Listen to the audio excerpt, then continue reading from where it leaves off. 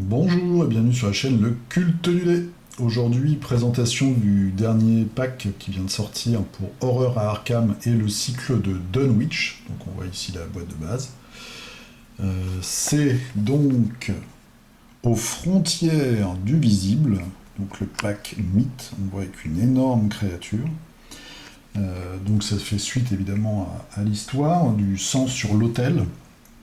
Alors qu'est-ce qui va se passer cette fois-ci? Je ne vais pas vous spoiler, hein, je vous montre juste la mise en place. Vous êtes à Dunwich et il s'est passé un certain nombre de choses. Le style de scénario, en fait, cette fois-ci, c'est que vous allez aller à la chasse aux monstres. Et donc vous pourchassez d'énormes créatures, une ou plusieurs, vous ne pouvez pas trop le savoir au début. En fait, évidemment, ça vient des résultats des scénarios précédents. Et ces créatures, elles ont comme caractéristique d'être assez mouse et en plus d'être invisibles.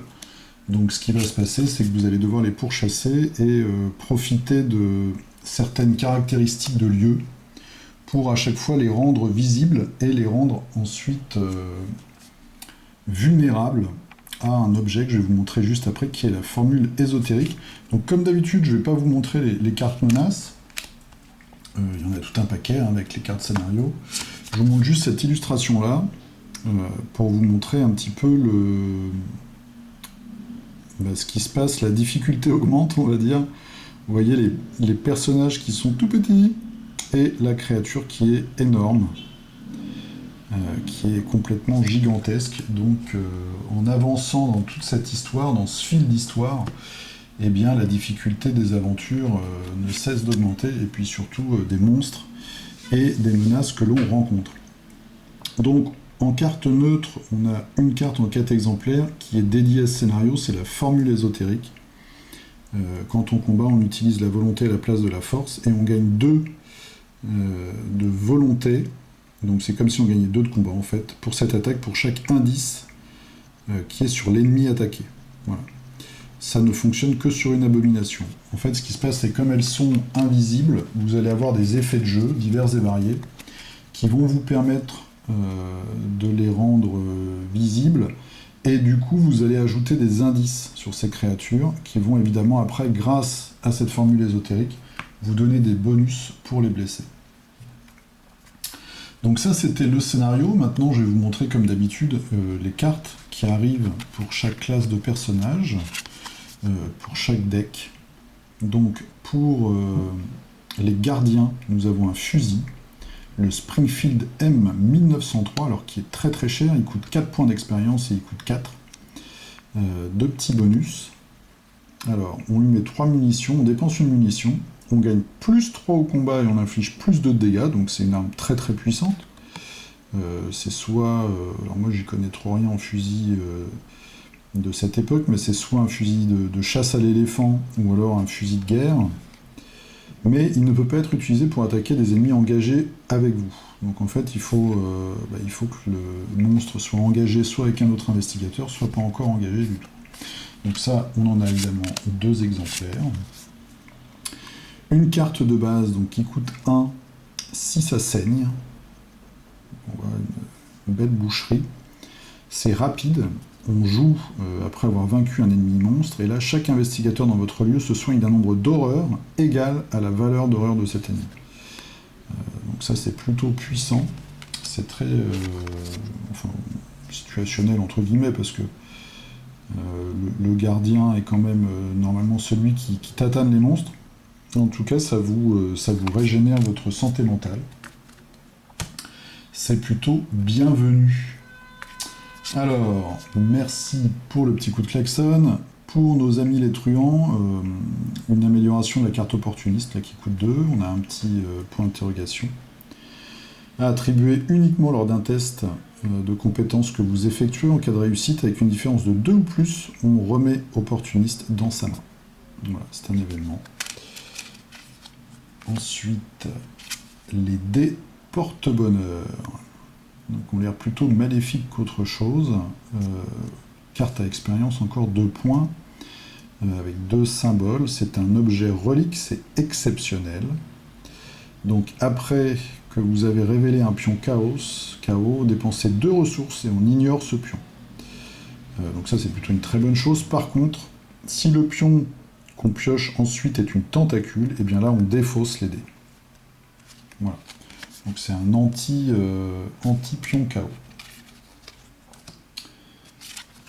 Et enfin, une nouvelle carte aussi gratuite, enfin pas aussi, mais une carte de départ, présence d'esprit, c'est un événement avec un bonus point d'interrogation, c'est Inès. Si ce test de compétence est réussi avec une différence de 2 ou plus, après sa résolution, vous avez le droit d'effectuer immédiatement une action supplémentaire qui ne compte pas dans le maximum d'actions. Voilà. Donc ça, c'est un peu le truc des truands aussi, c'est de faire des actions en plus. Présence d'esprit.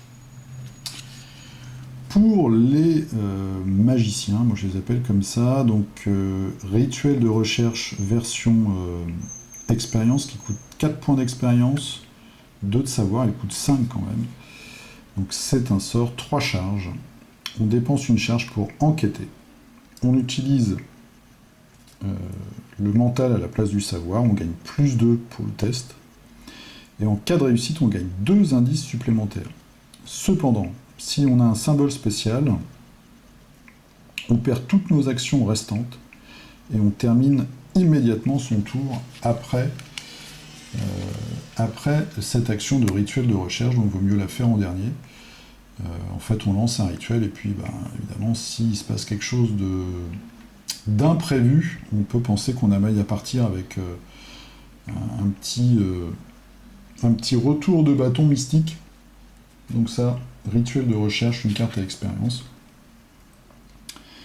Une nouvelle alliée, Alyssa Graham, qui coûte 4. Donc elle nous donne plus 1 en savoir, 1 point de vie, 3 points de santé mentale. On peut l'incliner. Regardez la carte du dessus du deck de rencontre ou du deck de n'importe quel autre investigateur. Et ensuite, on a le droit d'ajouter une fatalité sur cet allié pour placer la carte regardée sous le deck auquel elle appartient. Voilà. Bon, pour éviter une très très mauvaise rencontre, ça peut être intéressant. Pour les survivants, instinct de survie version améliorée, 2 de rapidité. Si ce test de compétence est réussi lors d'une tentative d'évasion, l'investigateur qui s'échappe a le droit de se désengager immédiatement de chaque autre ennemi engagé avec lui. Impeccable. Il a également le droit de se déplacer vers un lieu connexe. On peut s'échapper, mais vraiment, on peut vraiment prendre la poudre d'escampette avec sa petite collègue rousse. Une carte assez amusante, je trouve, déjà par l'illustration. Avec ce vieux paysan, il y a vraiment le côté délivrance. C'est bien Dunwich.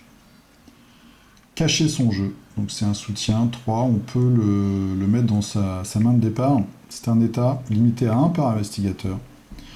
Lors de la phase d'entretien, vous avez le droit de ne pas gagner de ressources.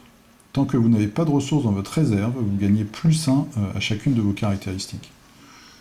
Ouais. Bon, moi je trouve ça marrant. Après, je sais pas, dans certaines situations,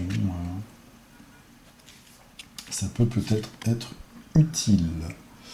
Pour les chercheurs, alors une carte avec une illustration assez bizarre. Je vois pas trop ce que c'est comme créature dans le mythe de Cthulhu. Pour moi, c'est pas un migo, ça c'est vraiment une espèce de crabe assez bizarre, avec des dents sur ses pinces. Carte à expérience, donc pas mal de bonus, là, 2 de combat et 1 de savoir. Révéler le point faible.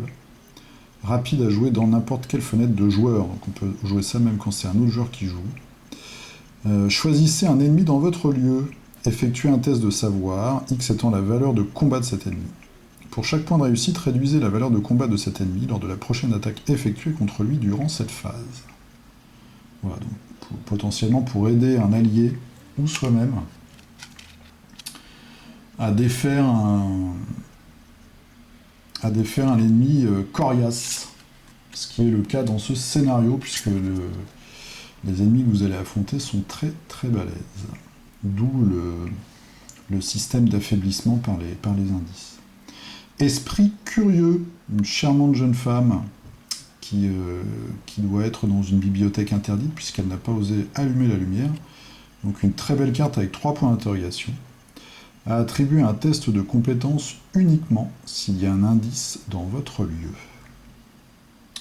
Voilà, donc c'est un très gros bonus. Le seul désavantage, c'est qu'il faut avoir un indice dans le lieu. Donc nous, on est censé, les chercheurs, justement choper les indices. Là, c'est peut-être d'ailleurs pour enquêter. Mais je pense que c'est plutôt pour faire autre chose, peut-être résoudre une action de lieu, par exemple. Ou même un combat. Puisque là, 3, c'est quand même un très très gros bonus, et on peut mettre ça dans sa main de départ.